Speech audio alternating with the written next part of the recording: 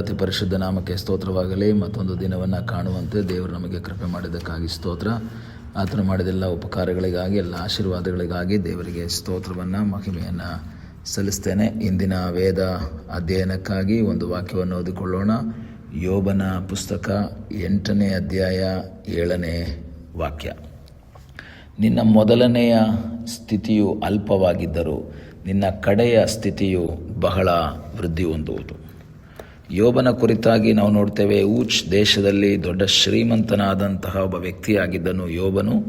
ಆತನು ನೀತಿವಂತನಾಗಿ, ನಿರ್ದೋಷಿಯಾಗಿ, ಕೆಟ್ಟದ್ದನ್ನು ನಿರಾಕರಿಸುತ್ತಾ ಯಥಾರ್ಥಚಿತ್ತನಾಗಿ, ಭಯಭಕ್ತಿ ಉಳ್ಳವನಾಗಿ ಜೀವಿಸ್ತಾ ಇದ್ದ ಎಂಬುದಾಗಿ ದೇವರ ವಾಕ್ಯ ಸ್ಪಷ್ಟವಾಗಿ ತಿಳಿಸ್ತದೆ.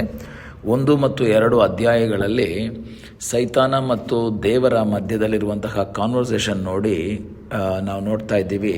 ಅಲ್ಲಿ ಯೋಬನನ್ನು ಯಾವ ರೀತಿ ಕೆಳಮಟ್ಟಕ್ಕೆ ತಳ್ಳಬಹುದು ಎಂಬುದು ಸೈತಾನನ ಒಂದು ಪ್ರಯತ್ನವಾಗಿದ್ದಾಗ ದೇವರು ಸೈತಾನ ರಿಕ್ವೆಸ್ಟ್ಗೆ ಒಂದು ಅನುಮತಿಯನ್ನು ಕೊಡ್ತಾರೆ. ಸೈತಾನನು ಅಲ್ಲಿ ತನ್ನ ಕೈ ಚಳಕವನ್ನು ತೋರಿಸಿ ಯೋಬನನ್ನು ಪೂರ್ಣವಾಗಿ ಏನೂ ಇಲ್ಲದ ಹಾಗೆ ಮಾಡಿಬಿಡ್ತಾನೆ. ಕೊನೆಯ ಅನುಭವವಾಗಿ ತನ್ನ ಹೆಂಡತಿ ಸಹ ಅವನನ್ನು ಬಿಟ್ಟು ಹೋಗ್ತಾರೆ. ಶರೀರದಲ್ಲೆಲ್ಲ ಗಾಯ ಆಗುತ್ತೆ. ಈ ಸಮಯದಲ್ಲಿ ಅವನ 3 ಜನ ಸ್ನೇಹಿತರು ಬರ್ತಾರೆ. ಎಲಿಫಸ್, ಸೋಫರ್ ಮತ್ತು ಬಿಲ್ದಾದ್ 3 ಜನ ಬರ್ತಾರೆ.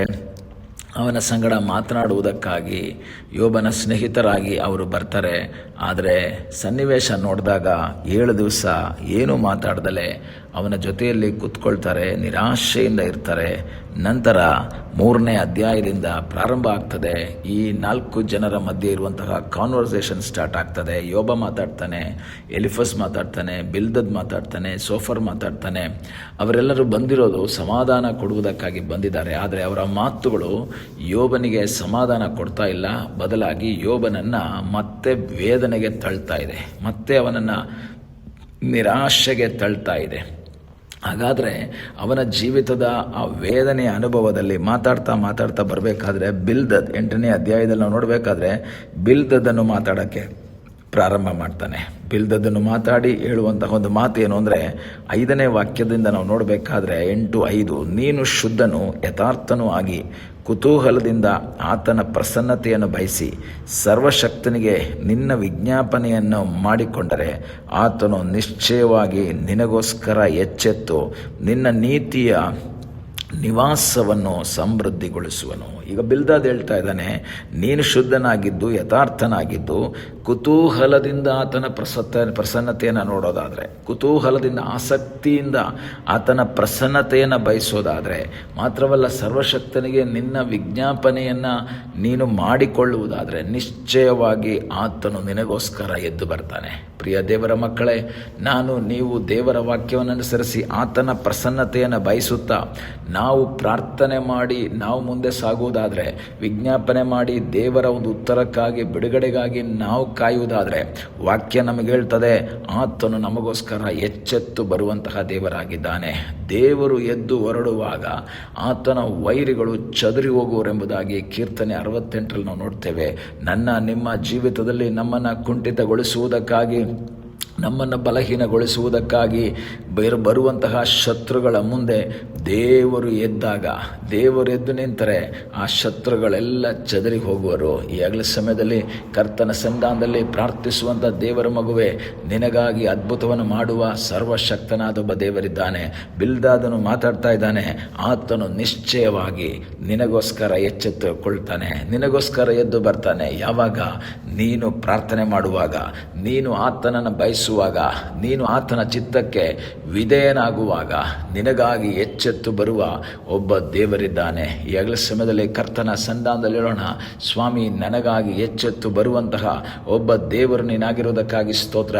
ನನಗಾಗಿ ಅದ್ಭುತವನ್ನು ಮಾಡುವ ಸರ್ವಶಕ್ತನಾದ ದೇವರು ನೀನಾಗಿರುವುದಕ್ಕಾಗಿ ನಿನಗೆ ಸ್ತೋತ್ರ. ಮಾತ್ರವಲ್ಲ, ಅವನು ಹೇಳ್ತಾನೆ, ದೇವರಿದ್ದು ಬಂದರೆ ನಿನ್ನ ನೀತಿಯ ನಿವಾಸವನ್ನು ಏನು ಮಾಡ್ತಾನೆ? ಸಮೃದ್ಧಿಗೊಳಿಸ್ತಾನೆ. ನಿನ್ನ ನೀತಿಯ ನಿವಾಸವನ್ನು ಸಮೃದ್ಧಿಯಿಂದ ತುಂಬಿಸ್ತಾನೆ. ಮಾತ್ರವಲ್ಲ, ನಿನ್ನ ಮೊದಲಿನ ಸ್ಥಿತಿ ಅಲ್ಪವಾಗಿದ್ದರೂ, ನಿನ್ನ ಮೊದಲಿನ ಸ್ಥಿತಿ ಅದು ಕಡಿಮೆಯಾಗಿದ್ದರೂ ಸಹ ನಿನ್ನ ಕಡೆಯ ಸ್ಥಿತಿ ಬಹಳವಾಗಿ ವೃದ್ಧಿ ಹೊಂದುತ್ತೆ. ನಿನ್ನ ಕಡೆಯ ಸ್ಥಿತಿ ಅದನ್ನು ವಿಶಾಲತೆಗೆ ನಡೆಸುವಂಥ ದೇವರಾಗಿದ್ದಾನೆ, ಸಮೃದ್ಧಿಗೆ ನಡೆಸುವಂತಹ ದೇವರಾಗಿದ್ದಾನೆ. ಈ ವಾಕ್ಯವನ್ನು ಕೇಳುವಂಥ ದೇವರ ಮಗುವೆ, ಈ ನಿನ್ನ ಸ್ಥಿತಿಯು ಅಲ್ಪವಾಗಿರಬಹುದು. ಇಂದು ವೇದನೆಯಲ್ಲಿ ನೀನು ನಿಂತಿರಬಹುದು, ಇಂದು ನಿರಾಶೆಯಲ್ಲಿರಬಹುದು. ಆದರೆ ಯೋಬನ ಜೀವಿತದಲ್ಲಿ ನೋಡಬೇಕಾದ್ರೆ ಅವನ ಮೊದಲನೇ ಸ್ಥಿತಿ ಕಡಿಮೆ ಆಗಿರಲಿಲ್ಲ. ಅವನು ಒಳ್ಳೆ ಶ್ರೀಮಂತನೇ ಆಗಿದ್ದ.